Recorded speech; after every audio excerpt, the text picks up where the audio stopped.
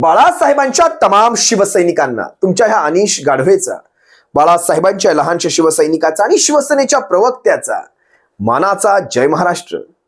शिवसैनिकांनो, शिवसेना एक वादळ हे तुमच्या माझ्या हक्काचं शिवसैनिकांनी शिवसैनिकांसाठी स्थापन केलेलं एकमेव प्रबोधन माध्यम. तुम्ही लाखोंच्या संख्येने सबस्क्राईब जरूर करावं ही तुम्हाला पुन्हा एकदा विनंती करतोय. काल माझ्या कानावर एक विचित्र बातमी पडली. विचित्र माणसाची विचित्र बातमी म्हणा. हा विचित्र माणूस आहे गुणरत्न सदावर्ते.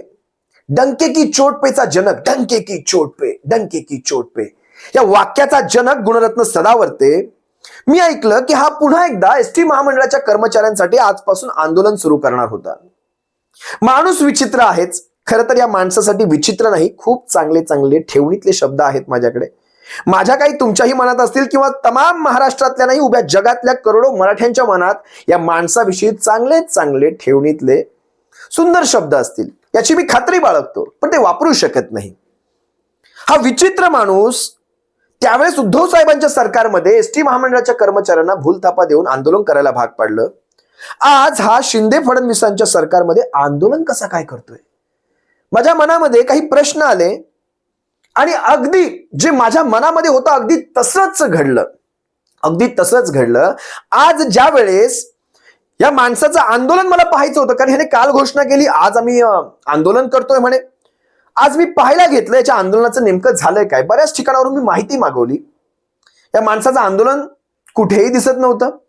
सगळं एसटी महामंडळ अतिशय सुरळीत चालू होतं. कुठेही आंदोलनाचा साधा बोर्ड देखील लिहिला गेला नव्हता.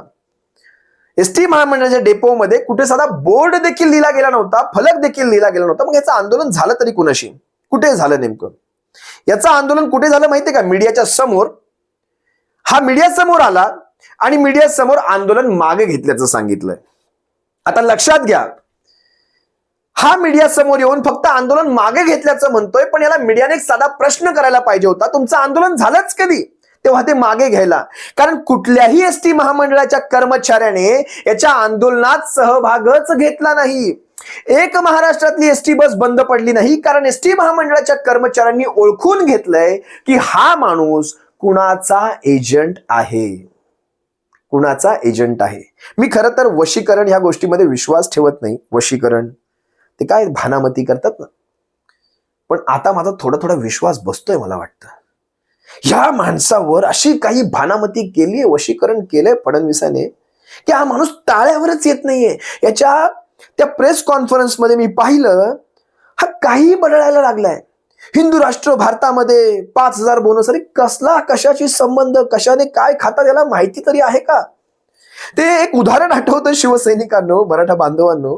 गाढवाच्या पाठीवर तुम्ही पुस्तकांची, चांगल्या चांगल्या पुस्तकांची अशी गठ्ठे बांधा आणि त्या गाढवाला व्हायला सांगा. त्या पुस्तकातला गुणधर्म त्या गाढवाच्या अंगात उतरत नाही हो.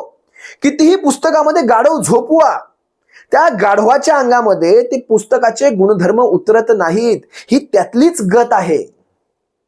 हे असले नमुने त्यातलेच. आणि ज्या वेळेस हा माणूस पत्रकार परिषद घेत असतो ना, मागे एक नंदीबैल उभा असतो, अशी अशी आणि अशी अशी मान हलवायला, अशी अशी अशी अशी. हा रोबोट कोण आहे बाबा? हा मागे जो नंदीबैल उभा असतो अशी अशी मान हलवायला. अजीब माणसं. मला वाटतं हजारो नाही तर 2-2, 3-3 हजार वर्षानंतर अशी माणसं जन्माला येत असतील. अजीब माणसं.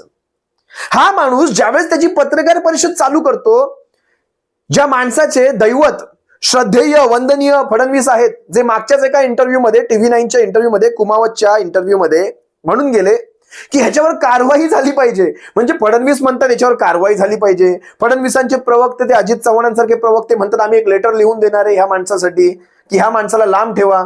आणि हा माणूस श्रद्धेय वंदनीय शब्द वापरून हा माणूस म्हणतो काय माहितीये का? उद्धव साहेबांना एकेरी शब्द वापरून म्हणतो, अरे जाऊ दे मला तो शब्द नाही वापरायचा आहे, पण उद्धव साहेबांना एकेरी शब्द वापरून हा म्हणतो तुमच्या काळात काय झालं. म्हणजे अजून देखील हा माणूस उद्धव साहेबांनाच मुख्यमंत्री समजतोय बहुतेक. जवळपास 1.25 ते 1.5 वर्ष झालं ह्या गोष्टीला. तुमचा फडणवीस म्हणाला होता की जसा मी सरकारमध्ये येईल महामंडळ दुसऱ्या दिवशी विलीन झालेलं असेल. आता दुसरा सोडा, तिसरा सोडा, महिना सोडा, 1.5 महिना, 2 वर्ष होत आली यांचं सरकार येऊन. महामंडळाच्या कर्मचाऱ्यांना जागेवर कळून चुकलं जे फायदे त्यावेळेस अनिल परब साहेबांनी वारंवार मध्यस्थी केली परिवहन मंत्री असताना, वारंवार मध्यस्थी केली की तुमचं महामंडळ जरी विलीन नाही होऊ शकलं तरी महामंडळाच्या कर्मचाऱ्यांना सरकारचे जे फायदे असतात, सरकारी कर्मचाऱ्यांना जे फायदे मिळतात, डीए असेल किंवा इतर काही फायदे असतील, ते सारे फायदे महामंडळाच्या कर्मचाऱ्यांना देण्याचा आपण शासनातर्फे प्रयत्न करू. कारण महामंडळ विलिनीकरण करणं यासाठी केंद्राकडनं नियमावली आहे. ती केंद्राकडची नियमावली बदलणं हे शिवसेनेच्या हातात नव्हतं त्यावेळेस. त्यामुळे ते विलिनीकरण करण्यापेक्षा, कारण एक महामंडळ नाहीये, जवळपास 33 ते 34 महामंडळ आहेत. मग ते महामंडळ विलिनीकरण करण्यापेक्षा त्याचे जे फायदे तुम्हाला हवे आहेत ते फायदे आपण देऊ करूयात. त्याही काळात 8 ते 9 महिने एसटी बंद असताना सगळा वेतन तुम्हाला देण्यात आला, त्याही काळात तुम्हाला बोनस देण्यात आला. मग मला एका गोष्टीचं उत्तर द्या, आताच्या काळामध्ये 5,000 रुपयाचा जो बोनस देण्यात येणार आहे एसटी महामंडळाच्या कर्मचाऱ्यांना, तुम्ही काय नवे घोडे मारले? महामंडळाच्या कर्मचाऱ्यांना त्या काळात उद्धव साहेब जे बेनिफिट देणार होते त्यातला एकही बेनिफिट महामंडळाच्या कर्मचाऱ्यांना या गुणरत्न सदावर्तेमुळे मिळाला नाही. हे महामंडळाचे कर्मचारी चांगलेच ओळखून गेलेले आहेत. आणि आता हा जो ज्या प्रकारची तारीफ करतोय फडणवीसाची, त्या उदय सामंताची आणि शिंदे टोळीच्या मुख्यमंत्र्याची, ती तारीफ पाहिल्यानंतर महामंडळाचे कर्मचारी ओळखून चुकले, हा माणूस काही साधा दिसत नाही. हा माणूस आणि बऱ्याच गोष्टी अजून ऐकण्यात आहेत बरं, आणि पाहिल्या देखील आहेत. कुणाकडनं किती किती काय काय घेतलं गेलं, प्रत्येक कर्मचाऱ्याकडनं काय काय घेतलं गेलं, या गोष्टी जर बाहेर आल्या ना, म्हणजे आझाद मैदानामध्ये आंदोलन चालू असताना कुणाकडनं काय काय मागवून घेण्यात आलं, प्रत्येक कर्मचाऱ्याला काय कॉन्ट्रीब्युशन देण्यात आलं, काय काय कॉन्ट्रीब्युशन करण्याची सक्ती करण्यात आली, हे महामंडळाचे कर्मचारी चांगलेच सांगतील. एखाद वेळेस जर महामंडळाच्या कर्मचाऱ्यांचा, जे निवृत्त आहेत कमीत कमी, कारण आता नोकरीतले कर्मचारी तसा इंटरव्ह्यू देणार नाहीत, पण निवृत्तांकडनं जर ती काढली ना माहिती आणि खुल्यामध्ये इंटरव्ह्यू घेतला ना, तर सगळी बिंग बाहेर येतील आणि आम्हाला त्या पायरीपर्यंत पण जायला वेळ लागणार नाही. त्यामुळे हे गुणरत्नांसारखे साहेबांचं एकेरी नाव घेऊन म्हणतायत आताचं सरकार हे देणार आहे, ते देणार आहे. तुम्हाला हे सांगतो की मागचं जे शिवसेनेचं सरकार होतं उद्धव साहेबांचं, हे सारे बेनिफिट तेव्हाच देऊ करत होतं, पण ह्यांनी घेतले नाहीत. आंदोलन तसंच चालू राहिलं. शेवटी कोर्टाने हे आंदोलन अवैध ठरवलं. कोर्टामध्ये ह्यांच्या केसेस चालल्या नाहीत आणि वकिली करणारे हे स्वतःच. आंदोलन अवैध ठरलं गेलं कोर्टामध्ये. विचार करा. आणि हा माणूस म्हणतो 124 एसटी बांधव त्यावेळेस मृत्युमुखी पडले किंवा आजारी पडले वगैरे वगैरे. मराठा बांधव ज्यावेळेस आत्महत्या करत होते, या माणसाचे डोळे बंद होते का? त्यावेळेस म्हणतो एसटी, आताच्या वेळेस सांगतोय मराठ्यांच्या आंदोलनाच्या वेळेस विद्यार्थ्यांचे हाल होत आहेत गावोगावात. ज्यावेळेस मराठ्यांची उग्र आंदोलन होत आहेत, हिंसाचार होत आहेत किंवा काही ठिकाणी इंटरनेट बंद ठेवले तर विद्यार्थ्यांचे हाल होत आहेत. त्या काळात उभ्या महाराष्ट्रात एसटी महामंडळ बंद असताना कित्येक विद्यार्थ्यांना शाळा महाविद्यालयांपर्यंत जाण्यासाठी, कॉलेजेस पर्यंत जाण्यासाठी फक्त एसटी हा एकमेव पर्याय असायचा. कित्येक विद्यार्थी कित्येक किलोमीटरची पायपीट करून जायचे. विद्यार्थ्यांना प्रायव्हेट गाड्या परवडत नाहीत ग्रामीण भागामध्ये.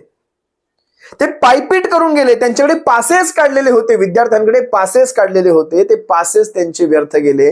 पायपीट करून त्यांनी कित्येक महिने काढले. त्यावेळेस विद्यार्थ्यांचा पुळका ह्या माणसाला आला नाही. पण आता ह्यांना पुळका कुणाचा येतोय पहा, एसटी महामंडळाच्या कर्मचाऱ्यांचा. मी एसटी महामंडळाच्या कर्मचाऱ्यांसाठी पुळका हा शब्द वापरणार नाही, कारण ते माझ्या शिवसेनेचेच. पण हा माणूस जो सरड्यासारखा रंग बदलतो, खरंच ह्या माणसाला एसटी महामंडळाच्या कर्मचाऱ्यांच्या जीवाशी काही घेणं देणं आहे का? साधा विचार करा. ज्याला मराठा बांधवांच्या जीवाशी घेणं देणं नाही, आणि माझे तेच मराठा बांधव म्हणजे एसटीचे कर्मचारी आहेत. एसटीचे कर्मचारी सारे मराठा बांधवच. मग विचार करा, या माणसाला खरंच कोणाच्या जीवाची पडलेली असेल का? हा माणूस काय काय म्हणतो पहा. उद्धव ठाकरेंना हा प्रश्न विचारतोय, म्हणजे एकेरी नाव घेऊन हा प्रश्न विचारतोय.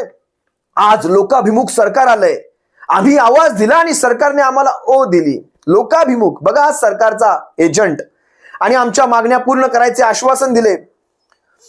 विचार करा, आज जवळपास 1.5 वर्ष झालं फडणवीसांचे हात कुणी बांधून ठेवलेत एसटी महामंडळ विलीनी करून. हे सगळे फुकाचे बोल असतात, तोंडात आलं तर बोलायचं. म्हणजे मराठा आंदोलनाच्या वेळेस पण मागे सरकारात जेव्हा नव्हता ना फडणवीस, तेव्हा म्हणायचा महाराष्ट्र शासनच आरक्षण देऊ शकतं, आणि जसा हा सरकारात येतो तसा हा म्हणतो शासन देऊच शकत नाही, केंद्र देतं, कोर्ट देतं. उलट असतं ह्याचं सगळं. त्यावेळेस म्हणायचा जर मी सरकारात आलो तर दुसऱ्याच दिवशी आरक्षण देऊन टाकू.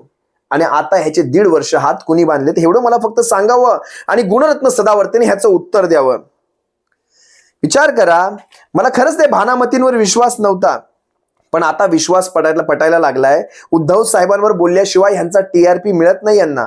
यांच्या तोंडांना कोणी पाहत देखील नाही. तो एक नितेश राणे सारखा,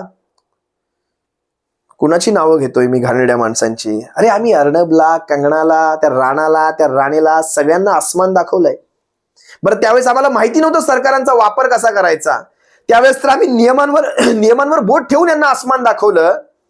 ज्यावेळेस आमची सरकार येतील ना, उद्धव साहेब आम्हाला फक्त 10 ते 15 मिनिटांसाठी रान मोकळं करा. 10 ते 15 मिनिटांसाठी एवढं तर आमचं तुम्ही ऐकूच शकता. ही असली माणसं, एक चेटूक आणि एक चेटकीन जोडीच फिरत असते. बऱ्याचदा काय होतं माहितीये का, हे ज्यांच्या समोर जेव्हा ते मीडियाचे बांधव असे बूम घेऊन उभे असतात ना, बूम म्हणजे त्यांचा तो माईक, त्या माईक असे घेऊन पहिली 2 मिनिटं मीडिया लाईव्ह जातच नसते. कारण पहिल्या 2 मिनिटांमध्ये हा माणूस काय खेकसणार आहे त्या माईकवर हे मीडियाला पण माहित नसतं. अचानक काहीतरी फालतूचं बोलून जाईल, लाईव्ह कुठे घ्यायला. त्यामुळे पहिली 2-3 मिनिटं लाईव्ह कधीच याला घेत नाही. नंतर लाईव्ह घेतात जेव्हा हा नॉर्मल झालेला असतो. पहिली 2 मिनिटं याची ऐकायची फक्त. सगळं इकडचं तिकडचं सारा गाव फिरवून आणतो हा माणूस सगळं.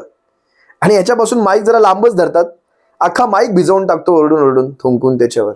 का जाऊ द्या, तो विषय सोडून द्या. उद्धव साहेबांवर एकेरी बोलणाऱ्या ह्या माणसाने फक्त एका साध्या प्रश्नाचं उत्तर द्यावं आणि खरंच त्यांच्यामध्ये दम असेल तर द्यावं. गेली 1.25 वर्ष तुमचा फडणवीस हाताला हात बांधून का बसला होता? श्रद्धेय वंदनीय फडणवीस हाताला हात लावून का बसला होता? याचं फक्त साधं उत्तर द्यावं आणि मग सांगावं डंके की चोट पे उद्धव साहेबांनी काय केलं ते. तुम्हा सर्व शिवसैनिकांची रजा घेतो. सप्रेम जय महाराष्ट्र. बाळासाहेबांच्या शिवसैनिकांनो काळजी घ्या.